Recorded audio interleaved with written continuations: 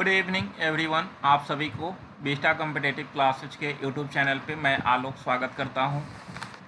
आज biology special series 13 जो कि आपके लिए काफ़ी इम्पॉर्टेंट है, आप सभी जुड़े।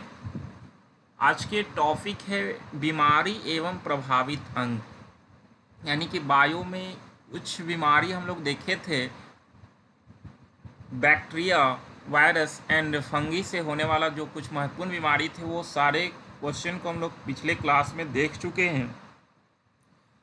आज भी कुछ बीमारी एवं प्रभावित अंग देखेंगे, यानी कि बीमारी से जो प्रभावित अंग होते हैं वैसे सारे क्वेश्चन को आज के सीरीज में हम लोग देखेंगे। तो सभी लोग जुड़ें। सभी कॉम्पिटिटिव एग्जाम के लिए काफ़ी इम्पोर्टेंट सीरीज है, आप सभी ज़रूर समय से जुड़ें और अपने तैयारी को बेहतर बनाएं। आपके लिए काफ़ी इम्पोर्टेंट सीरीज है ये। जो लोग नए हैं क्लास को सब्सक्राइब करें, लाइक शेयर करें, सभी लोग लिंक शेयर करें और सभी लोग लाइव चैट में आंसर करें। आइए सभी लोग आज के जो इम्पोर्टेंट क्वेश्चन है सभी का आंसर करना शुरू करें। आप सभी क्वेश्चन नंबर 1 है आज का कि निम्न में से कौन सा रोग कवक जनित है। कौन सा रोग कवक जनित है, इसका आंसर करें। 1 नंबर ऑप्शन है एड्स, सेकेंड है वर्णांधता, थर्ड है गंजापन और नेक्स्ट इनमें से कोई नहीं। तो निम्न में कौन सा रोग कवक जनित है, इसका आंसर आप सभी लोग करें। कौन सा रोग कवक जनित है, यानी कि कवक से होने वाला बीमारी है। तो ध्यान रहे इसका आंसर हो जाएगा सी नंबर गंजापन। गंजापन बीमारी जो है वो कवक जनित रोग है, ध्यान रखना है। तो इस प्रकार इसका आंसर हो जाएगा सी नंबर, यानी कि गंजापन कवक जनित रोग है। क्वेश्चन नंबर 2 है कि मलेरिया से प्रभावित अंग है। मलेरिया से प्रभावित अंग है। 1 नंबर ऑप्शन है हृदय, सेकेंड फेफड़े, थर्ड है प्लीहा और नेक्स्ट इनमें से कोई नहीं। तो मलेरिया से प्रभावित अंग कौन है, इसका आंसर आप सभी लोग करें। मलेरिया से प्रभावित अंग कौन है, सभी लोग इसका आंसर करें। मलेरिया बीमारी जो है वो प्लाज्मोडियम नामक एक कोशिकीय प्रोटोजोआ जंतु के कारण होता है, ध्यान रखेंगे। मलेरिया प्रोटोजोआ के कारण होता है और इसका वाहक मादा एनाफ्लीज मच्छर होती है, ध्यान रखेंगे। मलेरिया का वाहक मादा एनाफ्लीज मच्छर होती है और इससे प्रभावित अंग जो होता है, ध्यान रखेंगे, प्लीहा या तिल्ली होती है, ध्यान रखेंगे। यानी कि मलेरिया से प्रभावित अंग कौन सा है, तो प्लीहा या तिल्ली मलेरिया से प्रभावित अंग है, आपको ध्यान रखना है। क्वेश्चन नंबर 3 है कि प्लाज्मोडियम परजीवी का वाहक है। सभी लोग इसका आंसर करेंगे। प्लाज्मोडियम परजीवी का वाहक कौन है। 1 नंबर ऑप्शन है कीट, सेकेंड है मच्छर, थर्ड है मक्खी और नेक्स्ट इनमें से कोई नहीं। तो प्लाज्मोडियम परजीवी का वाहक कौन है, सभी लोग आंसर करें कि प्लाज्मोडियम परजीवी का वाहक कौन है। तो ध्यान रखेंगे प्लाज्मोडियम परजीवी का वाहक जो होता है वो मच्छर होता है, ध्यान रखेंगे। अभी हम लोग देखे थे मादा एनाफ्लीज मच्छर होता है, यानी कि प्लाज्मोडियम परजीवी का वाहक जो होता है वो मच्छर होता है, यानी कि बी नंबर इसका आंसर हो जाएगा। क्वेश्चन नंबर 4 है कि प्लाज्मोडियम परजीवी का खोज किया है। प्लाज्मोडियम परजीवी का खोज किया है, इसका आंसर करें। 1 नंबर ऑप्शन है मेंडल, सेकेंड है हेकल, थर्ड है रोनाल्ड रॉस और नेक्स्ट इनमें से कोई नहीं। तो प्लाज्मोडियम परजीवी का खोज किसने किया है, इसका आंसर सभी लोग करें। सभी लोग आंसर करें कि प्लाज्मोडियम परजीवी का खोज किसने किया, सभी लोग इसका आंसर करें। तो ध्यान रखेंगे कि प्लाज्मोडियम परजीवी का खोज रोनाल्ड रॉस ने किया है, ध्यान रखना है। रोनाल्ड रॉस ने किया है और इसलिए इन्हें 1902 में चिकित्सा का नोबेल पुरस्कार दिया गया है, ध्यान रखेंगे। इसलिए इन्हें जो है चिकित्सा का नोबेल पुरस्कार 1902 ईस्वी में दिया गया था। तो प्लाज्मोडियम परजीवी की खोज किसने किया, तो रोनाल्ड रॉस ने किया है, ध्यान रखना है। क्वेश्चन नंबर 5 है कि निम्न में कौन सा रोग प्रोटोजोआ द्वारा होता है। कौन सा रोग प्रोटोजोआ द्वारा होता है, इसका आंसर आप सभी लोग करें। एक नंबर ऑप्शन है हैजा, सेकेंड है डिप्थीरिया, तीसरा है निमोनिया और नेक्स्ट है मलेरिया। तो कौन सा रोग प्रोटोजोआ द्वारा होता है, सभी लोग इसका आंसर करेंगे। कौन सा रोग प्रोटोजोआ द्वारा होता है, सभी लोग आंसर करें। सभी लोग आंसर करें कि कौन सा रोग जो है वो प्रोटोजोआ द्वारा होता है। ऊपर के 4 क्वेश्चन जो हम लोग देखे उसी से रिलेटेड ये भी क्वेश्चन है, आप सभी आंसर करें। अगर ध्यान से आप क्लास को फॉलो करेंगे तो आप प्रत्येक क्वेश्चन को सही आंसर कर सकते हैं, लेकिन इसके लिए आपको माइंड यहीं पे रखना पड़ेगा। आप इस तरह से समय दें कि आपको बेहतर आउटपुट मिल सके। अगर आप समय दे रहे हैं, आपको उससे कोई आउटपुट नहीं मिल रहा है, तो उससे कोई प्रॉफिट नहीं होगा। इसके लिए आपको यहाँ पर ध्यान से क्लास को फॉलो करना पड़ेगा, तभी आपको बेहतर आउटपुट मिलेगा। और बेहतर आउटपुट के लिए आपको ध्यान से क्लास को फॉलो करना पड़ेगा। तो कौन सा रोग प्रोटोजोआ द्वारा होता है, तो ध्यान रखेंगे अभी हम लोग ऊपर से मलेरिया पढ़ते आ रहे हैं, तो मलेरिया जो है प्रोटोजोआ से होने वाला रोग है और मादा एनाफ्लीज मच्छर इसका वाहक है। तो ध्यान रखेंगे इसका आंसर डी नंबर होगा, यानी कि मलेरिया आंसर हो जाएगा। क्वेश्चन नंबर 6 है कि भारत में मलेरिया के 65% रोगियों के लिए कौन सा परजीवी उत्तरदायी है। भारत में मलेरिया के 65% रोगियों के लिए कौन सा परजीवी उत्तरदायी है। एक नंबर ऑप्शन है पी मलेरी, सेकेंड है पी वाई वैक्स और सी है पी ओवेल और डी इनमें से कोई नहीं। तो भारत में मलेरिया के 65% रोगियों के लिए कौन सा परजीवी उत्तरदायी है, इसका आंसर सभी लोग करें। सभी लोग इसका आंसर करें कि भारत में मलेरिया के 65% रोगियों के लिए कौन सा परजीवी उत्तरदायी है। सभी लोग आंसर करें। सभी लोग इसका आंसर करें। तो ध्यान रखेंगे कि भारत में मलेरिया के 65% रोगियों के लिए पी वाई वैक्स परजीवी उत्तरदायी है। ध्यान रखना है, बी नंबर इसका आंसर हो जाएगा। पी वाई वैक्स इसका आंसर होगा, ध्यान रखना है। भारत में मलेरिया के 65% रोगियों के लिए कौन सा परजीवी उत्तरदायी है, तो पी वाई वैक्स उत्तरदायी है, ध्यान रखना है। बी नंबर इसका आंसर हो जाएगा। क्वेश्चन नंबर 7 है कि निंद्रा रोग नामक बीमारी होती है। सभी लोग आंसर करेंगे। निंद्रा रोग नामक बीमारी होती है, ऑप्शन नंबर 1 है विटामिन ए की कमी से। निंद्रा रोग नामक बीमारी होती है, ऑप्शन है विटामिन ए की कमी से। सेकेंड है ट्रिप्नोसोमा नामक एक कोशिकीय जीव से। तीसरा है रक्तचाप के बढ़ने से और चौथा इनमें से कोई नहीं। तो इसका आंसर करें सभी लोग। निंद्रा रोग नामक बीमारी होती है किसके कमी से, सभी लोग आंसर करें।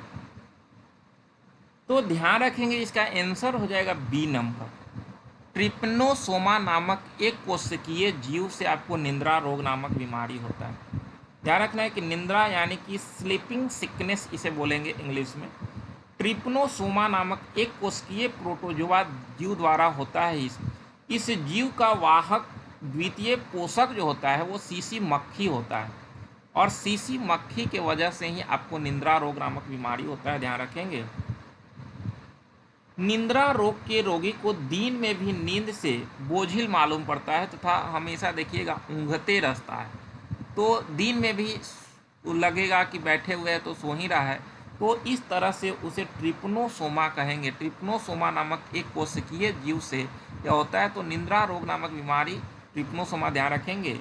और ये आपका सीसी मक्खी इसका वाहक होता है, आप ध्यान रखेंगे निंद्रा रोग का। अगला क्वेश्चन है कि गोल कृमि से होने वाला रोग कौन है। गोल कृमि से होने वाला रोग कौन है। गोल कृमि को ही नीमेटोड कहा जाता है, ध्यान रखेंगे। नीमेटोड इसी को बोला जाता है। इससे होने वाला रोग कौन है। एक नंबर ऑप्शन है फाइलेरिया, सेकेंड है कोस्ट, थर्ड है इंसेफ्लाइटिस और नेक्स्ट इनमें से कोई नहीं। तो गोल कृमि से होने वाला रोग कौन है, इसका आंसर सभी लोग करें। सभी लोग आंसर करें कि गोल कृमि से होने वाला रोग कौन है। गोल कृमि से होने वाला रोग कौन है? तो सभी लोग इसका आंसर करें। तो ध्यान रहे इसका आंसर हो जाएगा 1 नंबर फाइलेरिया। फाइलेरिया जो है वो गोल कृमि से होने वाला रोग है, ध्यान रखना है। इसका आंसर 1 नंबर हो जाएगा।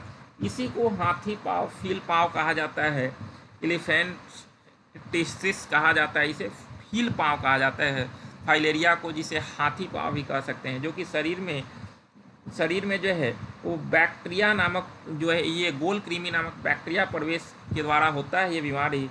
और इसमें जो है वो देखिएगा आपका पूरा जो है वो पैर वगैरह जो होता है वो फूल कर विकृत यानी कि बड़ा हो जाता है गोल कृमि में। तो ध्यान रखेंगे कि फाइलेरिया में जो है, फाइलेरिया इसी गोल कृमि या निमेटोडा से होने वाला बीमारी है, आपको ध्यान रखना है। तो इसका आंसर 1 नंबर हो जाएगा, ध्यान रहे। अगला क्वेश्चन है कि मलेरिया से प्रभावित अंग है।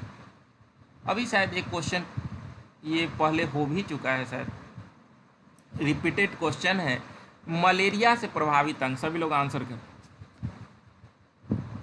सभी लोग आंसर करें कि मलेरिया से प्रभावित अंग कौन है। इसका आंसर सभी लोग करें। सभी लोग आंसर करें कि मलेरिया से प्रभावित अंग कौन है। मलेरिया से प्रभावित अंग कौन है, सभी लोग आंसर करें। तो ध्यान रहे इसका आंसर हो जाएगा, मलेरिया से प्रभावित अंग जो है वो तिल्ली या प्लीहा होता है, यानी कि 1 नंबर इसका आंसर हो जाएगा। मलेरिया से प्रभावित अंग जो होता है वो तिल्ली या प्लीहा होता है, आप ध्यान रखेंगे। और यह प्रोटोजोआ से होने वाला बीमारी है, ये भी आपको ध्यान रखना है।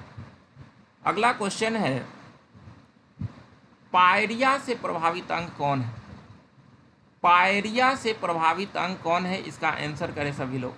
पायरिया, इस रोग से आप लोग वाकिफ़ होंगे। पायरिया काफ़ी बार एग्जाम में क्वेश्चन पूछा भी गया है कि पायरिया से प्रभावित अंग कौन है। ऑप्शन नंबर 1 है प्लीहा, सेकेंड है मसूढ़े, थर्ड है आंत, और नेक्स्ट इनमें से कोई नहीं। तो पायरिया से प्रभावित अंग कौन है, सभी लोग आंसर करें। ये पायरिया भी जो है वो प्रोटोजोआ से होने वाला बीमारी है, और इससे प्रभावित अंग अगर देखा जाए तो इससे प्रभावित अंग जो है वो मसूढ़े होते हैं। मसूढ़ा जो होता है वो पायरिया से प्रभावित अंग होता है, जो कि प्रोटोजोआ से होने वाला बीमारी है, आपको ध्यान रखना है। इसका आंसर बी नंबर हो जाएगा। अगला क्वेश्चन है 11 नंबर क्वेश्चन है कि पेचिश से प्रभावित अंग है। पेचिश से प्रभावित अंग कौन है, आप लोग आंसर करें। पेचिश से प्रभावित अंग, 1 नंबर ऑप्शन है प्लीहा, सेकेंड है मसूढ़े, थर्ड है आंत, और नेक्स्ट इनमें से कोई नहीं। तो पेचिश से प्रभावित अंग कौन है, सभी लोग आंसर करें। यही बीमारी की वजह से महात्मा बुद्ध का मृत्यु हुआ था, पेचिश रोग से। तो ये पेचिश से प्रभावित अंग कौन है, सभी लोग आंसर करेंगे लाइव चैट में। जो लोग लेट क्लास में जुड़ते हैं वो लोग कोशिश करें समय से जुड़ें और अंत तक बने रहें। आपके एग्ज़ाम के दृष्टि से काफ़ी इम्पोर्टेंट सीरीज चलाया जा रहा है इस चैनल पे। आप सभी डेली कुछ ना कुछ नया सीखें और एग्ज़ाम में आप बेहतर करेंगे। इसलिए आप डेली कुछ ना कुछ सीखें, और इस तरह से आप सीखते रहेंगे तो एक दिन आप बेहतर करेंगे। मुझे पूरा है विश्वास कि आप बेहतर करेंगे, लेकिन इसके लिए आप सभी समय से क्लास को फॉलो करें। अब आते हैं और अटेंडेंस बना के चले जाते हैं तो इससे आपको कुछ खास फ़ायदा नहीं हो पाएगा। जब आप क्लास से जुड़े हैं तो कोशिश करें कि प्रत्येक क्वेश्चन का आंसर करें और साथ साथ अंत तक बने रहें। पूरे क्लास को फॉलो करें, जितने भी क्लास जा रहे हैं, पीछे की वीडियो हैं, सभी को रिकॉल करते रहें, तभी जाकर आप कुछ बेहतर कर सकते हैं। क्योंकि कंपटीशन बहुत टफ हो चुका है, और कंपटीशन टफ हुआ है तो आपको काफ़ी जो है वो हार्ड वर्क करने की ज़रूरत है। अगर आप हार्ड वर्क नहीं करते हैं तो आप कहीं ना कहीं पीछे रह जाएंगे, तो आप चूक जाएंगे। इसलिए आप चूके नहीं, बल्कि आप बेहतर करने की कोशिश करें, आगे काफ़ी बेहतर होगा। लेकिन इसके लिए आप अभी से हार्ड वर्क करने की कोशिश करें। तो इसका आंसर ध्यान रखेंगे, पेचिश से प्रभावित अंग, तो इससे आंत प्रभावित होता है। ध्यान रखेंगे पेचिश में आंत प्रभावित होता है, और ये पेचिश रोग भी जो होता है वो आपका प्रोटोजोआ से होने वाला रोग है, ध्यान रखना है। ये भी आपका प्रोटोजोआ से होने वाला बीमारी है पेचिश। और ध्यान रखेंगे इसमें प्रभावित अंग जो है वो आंत है, ध्यान रखना है। तो इसका आंसर हो जाएगा आपका सी नंबर। क्वेश्चन नंबर 12 है कि काला जार से प्रभावित अंग कौन है? काला जार से प्रभावित अंग कौन है? ऑप्शन नंबर 1 है प्लीहा, सेकेंड है मसूड़े, थर्ड है आंत और नेक्स्ट है अस्थि मज्जा। तो काला जार से प्रभावित अंग कौन है, इसका आंसर करें आप सभी लोग। काला जार काफ़ी इंपॉर्टेंट क्वेश्चन है, काफ़ी बार ये भी क्वेश्चन एग्जाम में पूछा गया है। ऐसे क्वेश्चन लगभग एग्जाम एक दो बार पूछ लिए जाते हैं, लगभग एग्जाम एक दो क्वेश्चन रहेंगे आपका कि जो है इससे प्रभावित अंग कौन है या यह बीमारी जो है किससे होता है। तो ध्यान रखेंगे कि काला जार बीमारी जो होता है वो प्रोटोजोआ से होने वाला बीमारी है। काला जार प्रोटोजोआ से होने वाला बीमारी है और इससे प्रभावित अंग जो है वो अस्थि मज्जा है, ध्यान रखना है। अस्थि मज्जा यानी कि काला जार से प्रभावित अंग कौन है? तो अस्थि मज्जा इससे प्रभावित अंग है, आपको ध्यान रखना है। तो इसका आंसर हो जाएगा डी नंबर, ध्यान रखना है। काला जार से प्रभावित अंग अस्थि मज्जा है। क्वेश्चन नंबर 13 है कि टेटनस से प्रभावित अंग कौन है? टेटनस से प्रभावित अंग कौन है? ऑप्शन है 1 नंबर प्लीहा, सेकेंड है तंत्रिका तंत्र, अगला है आंत और नेक्स्ट है अस्थि मज्जा। तो टेटनस से प्रभावित अंग कौन है, सभी लोग आंसर करें। इसी को धनुष टंकार भी कहा जाता है। तो टेटनस से प्रभावित अंग, सभी लोग इसका आंसर करें। टेटनस से प्रभावित अंग क्या होगा? इसे धनुष टंकार कहा जाता है। क्लोस्ट्रीडियम टिटैनी नामक बैक्टीरिया के वजह से टेटनस होता है, ध्यान रखेंगे। इसका वाहक क्लोस्ट्रीडियम टिटैनी है। और इससे प्रभावित अंग कौन है? तो ध्यान रखेंगे कि टेटनस से प्रभावित अंग जो हैं वो तंत्रिका तंत्र होते हैं, यानी कि बी नंबर इसका आंसर होगा। टेटनस से प्रभावित अंग कौन है? तो तंत्रिका तंत्र, आपको ध्यान रखना है। और टेटनस होने वाला बीमारी किससे है? तो बैक्टीरिया या जीवाणु से होने वाला बीमारी है और इससे प्रभावित अंग तंत्रिका तंत्र है, आपको ध्यान रखना है। नेक्स्ट क्वेश्चन है 14 नंबर कि हैजा में प्रभावित अंग कौन है? हैजा में प्रभावित अंग कौन है? ये भी बैक्टीरिया से होने वाला बीमारी है हैजा। तो ये हैजा प्रभावित अंग इससे प्रभावित अंग कौन है? 1 नंबर ऑप्शन है प्लीहा, सेकेंड है तंत्रिका तंत्र, थर्ड है आंत और फोर्थ है अस्थि मज्जा। तो हैजा से प्रभावित अंग कौन है? आप लोग इसका आंसर करें। हैजा से प्रभावित अंग कौन है? कितने लोग जुड़े हैं, सभी लोग लाइव चैट में आंसर करें। हैजा से प्रभावित अंग कौन है? तो ध्यान रहे कि हैजा से प्रभावित अंग जो है वो आंत है, यानी कि सी नंबर इसका आंसर होगा। हैजा से प्रभावित अंग कौन है? तो आंत है, ध्यान रखना है। इसका आंसर सी होगा। और हैजा किससे होने वाला बीमारी है? तो हैजा जो है वो बैक्टीरिया या जीवाणु से होने वाला बीमारी है। ये सब क्वेश्चन हम लोग पहले भी देख चुके हैं। तो ध्यान रखेंगे कि हैजा से प्रभावित कौन होता है? तो आंत होता है। और यह बीमारी किससे होता है? तो बैक्टीरिया या जीवाणु से होता है। आपको इस तरह से इस क्वेश्चन को ध्यान रखना है। क्वेश्चन नंबर 15 है कि टाइफाइड से प्रभावित अंग कौन है? टाइफाइड से प्रभावित अंग कौन है? इसका आंसर आप सभी लोग करें।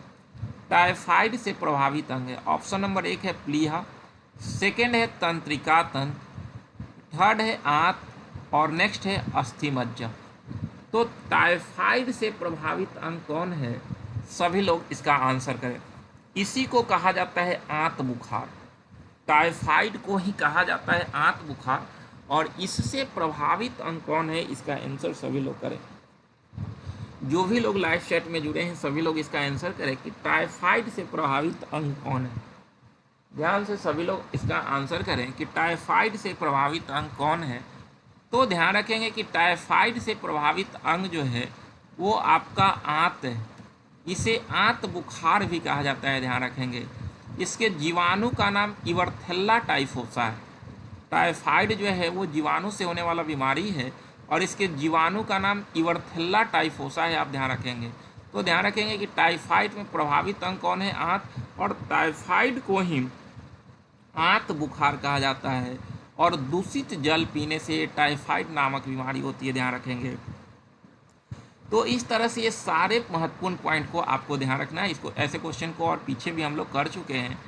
तो इस प्रकार आज आपके लिए कुल 15 इंपॉर्टेंट क्वेश्चन थे। आप सभी इससे एक दो बार और देख ले ताकि जो है वो प्रभावित अंग हैं ये सारा क्लियर हो सके, और आपको जो है एग्ज़ाम में इस टाइप से क्वेश्चन पूछे जाएंगे, ये सारे क्वेश्चन को आप सही कर सकते हैं। इसके लिए आप ध्यान से क्लास को फॉलो करें, काफ़ी फ़ायदा होगा, और एग्ज़ाम में बैठेंगे तो आपको प्रॉफिट पता चलेगा। इसलिए जब भी समय मिले आप बैठकर क्लास को, ये 2-4 क्लास को रिकॉल करते रहें जब भी समय मिले। फालतू को मोबाइल पर समय वेस्ट ना करके आप सभी जो है वो ऑनलाइन क्लास देखते रहें, पीछे की जितने वीडियो है उसे रिकॉल करते रहें। इससे सिर्फ आपको प्रॉफिट ही होंगे, लॉस की तो कोई चांस ही नहीं है। इसलिए आप सभी ध्यान से क्लास को फॉलो करें, और मैं फिर से एक बार कहूँगा कि आप सभी समय से क्लास ज्वाइन करें और अंत तक बने रहें, तभी आपको कुछ खास फ़ायदा होगा। तो ठीक है, आज यहीं तक, मिलते हैं नेक्स्ट क्लास में। आप सभी को बहुत बहुत धन्यवाद, बहुत बहुत धन्यवाद।